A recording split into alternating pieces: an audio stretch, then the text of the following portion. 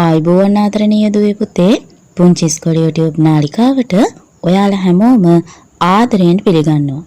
අපි අද කතා කරන්න යන්නේ අලුත් මාතෘකාවක් ගැන. ඒ තමයි අපේ රටේ ජීවත් වන වැදි ජනතාව ගැන. මේ ගැන දැනගන්න තියෙන තොරතුරු මොනවද බලන්න. ඔයාලා හැමෝම එකතු වෙන්න පුංචි ඉස්කෝලේ YouTube නාලිකාවත් එක්ක.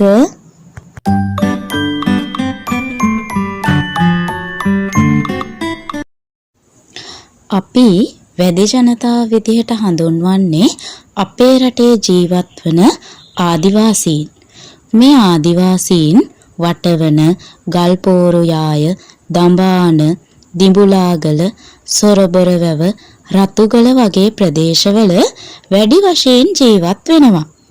එතකොට මේ අපේ ආදිවාසීන් ආහාර සපය ගන්න ආකාරය ගැන කතා කළොත් ප්‍රධාන වශයෙන්ම මෙයාලා ආහාර සපය ගන්නේ දඩයම් කිරීමෙන්. මෙහිදී විවිධ උපක්‍රම මේ අය භාවිත කරනවා. ඒවා තමයි දුන්නෙන් විදීම, උගුල් ඇටවීම, බොරු අලවල් කැපීම. එතකොට මේ අය ඒ විදිහට තමයි එයාලගේ මේ ආහාර සපය ගන්නෙ. එතකොට මෙයාලා ගන්න ආහාර විදිහට බොහෝ වෙලාවට මාංශ ආහාර තමයි මේ වැදි ජනතාව භාවිත කරන්නේ. ඊට අමතරව ගොඩක් වෙලාවට මේ අය තලප, රොටි භාවිත කරනවා. මේ අය ගොඩක් දක්ෂයි මේ පැණි එකතු කරන්න. මේ අය එයාලගේ මාංශ ආහාර කල් තියා ගන්න ක්‍රමයක් විදිහට මේ මී පැණි වල දාලා තියෙනවා.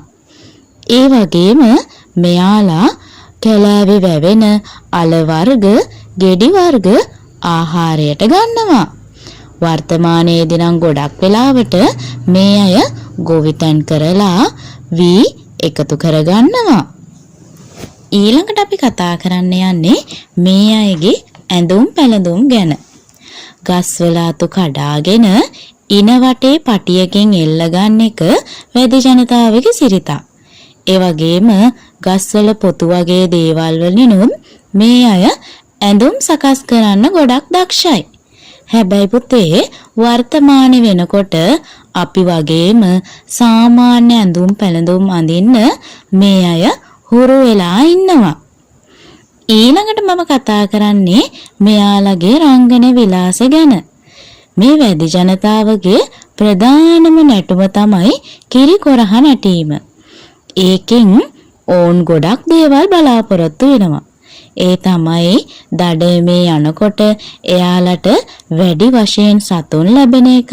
ඒ වගේම එයාලා කරන වගාවන් සාර්ථක වෙන එක වගේම රෝගාබාධ වලින් එයාලගේ ජනතාව ආරක්ෂා වෙන එක.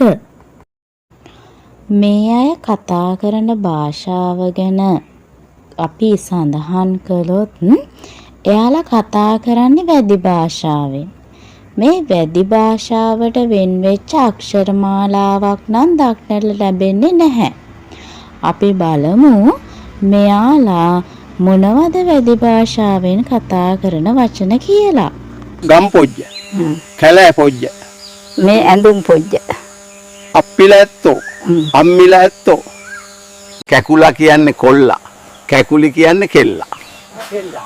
ඔටා දමනවා කියන්නේ නටනවා.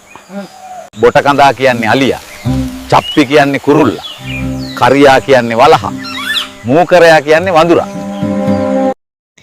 ඊට අමතරව මලාලීය කියන්නේ දුන්නට, මොරියන් කැච්ච කියන්නේ ඊතලයට, පුච්චනම කියන්නේ තුවක්කුව, පුච්ච කවනවා කියන්නේ වෙඩි තියනවා, මංගච්චනවා කියන්නේ යනවා, අකුරු පොජ්ජ උගන්වන හූරා කියන්නේ ගුරුවරයාට, හොටබරියා කියන්නේ ඌරට. මෙන්න මේවා තමයි අපේ වැදි ජනතාව භාවිත කරන භාෂාව වෙන්නේ. මම හිතනවා චූටි දුවල පුතාලට අපේ රටේ ජීවත් වන ආදිවාසීන් හෙවත් වැදි ජනතාව ගැන හොඳ අවබෝධයක් ලැබෙන්නේ නැති කියලා.